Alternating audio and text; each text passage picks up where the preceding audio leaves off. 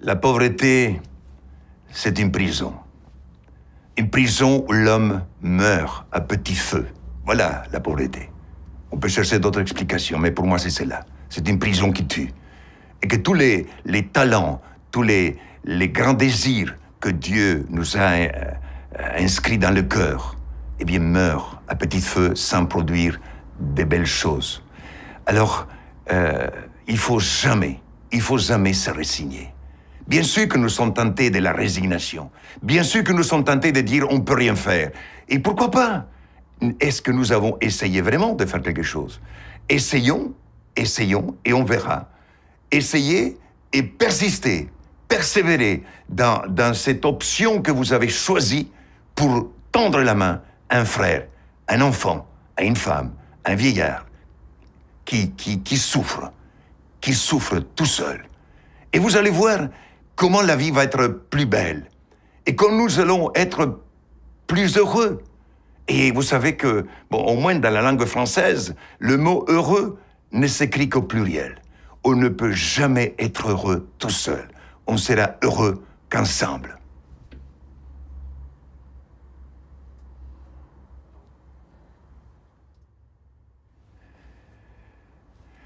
Avoir plus, ce n'est pas vivre mieux. C'est toute l'expérience qui le montre. Avoir plus, il vous enchaîne.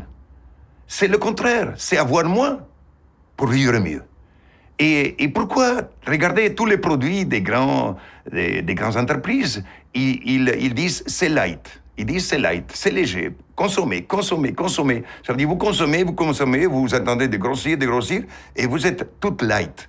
Vous avez un corps light, vous avez un esprit light, vous avez un cœur light, vous avez une tête light. Et finalement, il ne faut pas s'étonner que tout est light autour de nous et qu'il n'y a aucune consistance. Alors, et regardez pourquoi les pauvres, les enfants de l'Afrique, de Madagascar, où je vis depuis 40 ans, pourquoi, en n'ayant rien, ils savent rire. Avec peu de choses, ils sont heureux.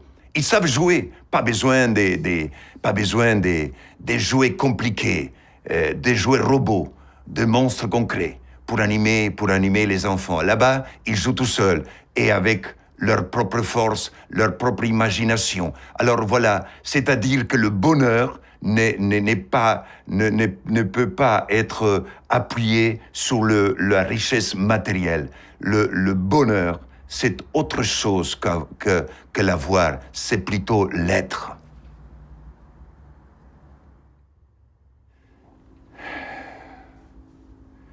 On ne peut jamais se croire totalement heureux.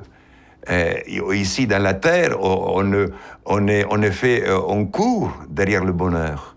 On court derrière le bonheur et on arrive à des moments à l'attraper et tout d'un coup, il m'échappe. Et il faut que je cours plus loin pour l'attraper, je l'attrape et il m'échappe encore une fois. Ça veut dire que le bonheur est toujours devant moi. Jamais entre mes mains, il est toujours devant moi.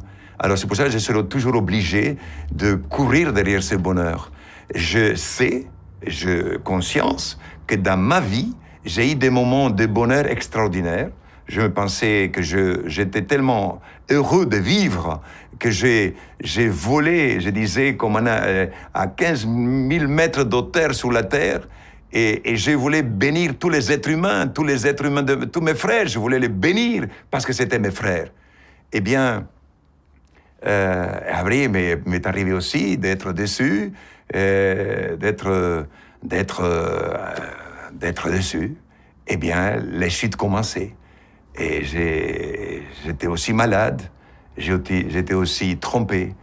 Et eh bien, j'ai touché terre.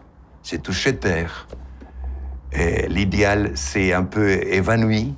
Et voilà que quand je suis arrivé dans une décharge, avec les personnes laissées pour compte, les rien de rien, les plus pauvres des pauvres, c'est avec eux, moi étant à ce moment-là très pauvre, physiquement faible, spirituellement très très pauvre par terre, eh bien c'est avec ce peuple de la décharge qu'on s'est soulevé ensemble.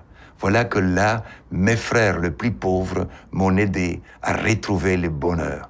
Et ce sont ces frères à qui aujourd'hui je remercie de m'avoir redonné le goût de la vie, de m'avoir sauvé moi-même Voilà mon expérience.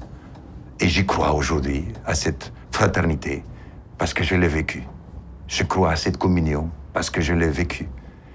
Et je crois aujourd'hui d'une façon réelle, parce que j'ai touché terre. Et c'est les plus pauvres qui m'ont aidé à me relever. À tous les hommes pauvres laissés pour compte, oubliés par leurs états, qui vivent dans la misère extrême, qui est cette misère extrême qui est la prison qui tue et qui est aussi la honte de notre terre, je dirais à mes frères les plus pauvres, les plus humbles, croyez toujours. Mettez-vous debout. Criez toujours. Criez. Quelqu'un attendra votre cri. Criez toujours. Ne vous fatiguez pas de crier.